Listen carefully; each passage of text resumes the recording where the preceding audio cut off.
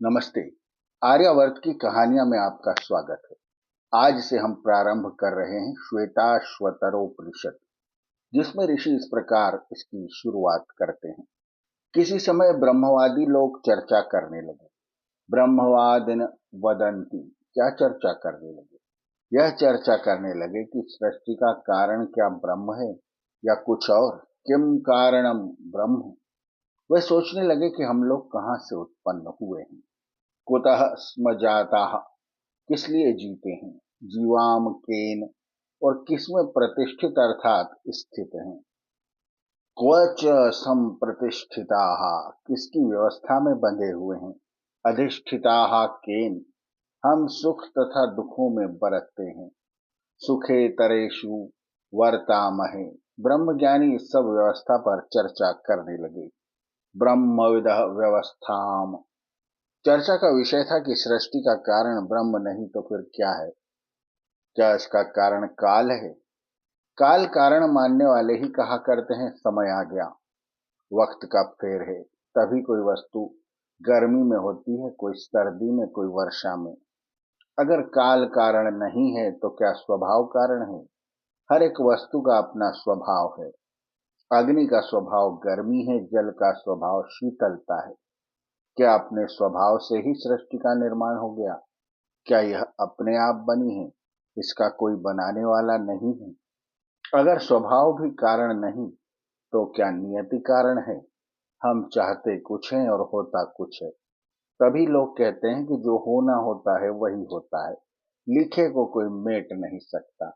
अगर नियति कारण नहीं तो क्या यह द्रक्षा कारण है? अगर सब कुछ नियत नहीं तो जो कुछ हो रहा है यूं ही हो रहा है, इसका कोई लक्ष्य नहीं, कोई प्रयोजन नहीं। यदि यदृच्छा यानी चांस कारण नहीं तो क्या पंच महाभूत कारण है, मैटर कारण है? पृथ्वी अप तेज वायु का संयोग हो जाता है और इन महाभूतों से सृष्टि बन जाती है। अगर महाभूत कारण नहीं तो क्या स्त्री कारण है, योनि? अगर स्त्री कारण नहीं तो क्या यह पुरुष कारण है? सृष्टि की रचना पर विचार करते हुए इन सब की चर्चा करनी चाहिए। इति चिंत्यम, हमने भूतानि का अर्थ पंच महाभूत तथा योनि का अर्थ स्त्री किया है, क्योंकि ब्रह्म के अतिरिक्त 8 संख्या इस प्रकार ही बनती है। यह भी हो सकता है कि काल स्वभाव आदि का संयोग कारण हो। संयोग एशाम, परंतु नहीं, इनका संयोग कारण नहीं हो सकता, क्योंकि ये सब जड़ हैं। न तू अनात्म भावात, तो क्या फिर स्त्री तथा पुरुष इस सृष्टि का कारण है?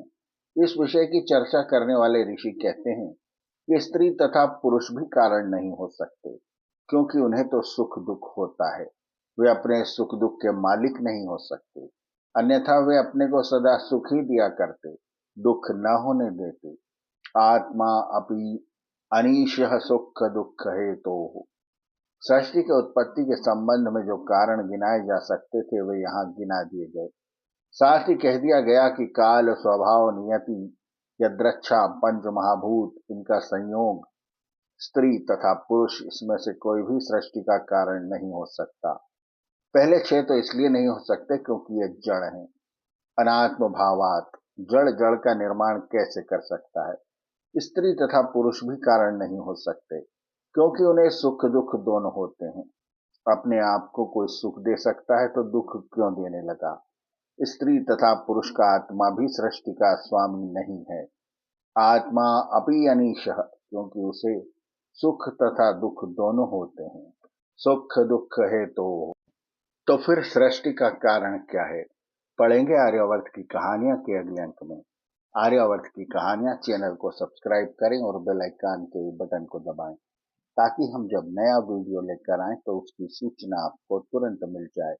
धन्यवाद। नमस्ते।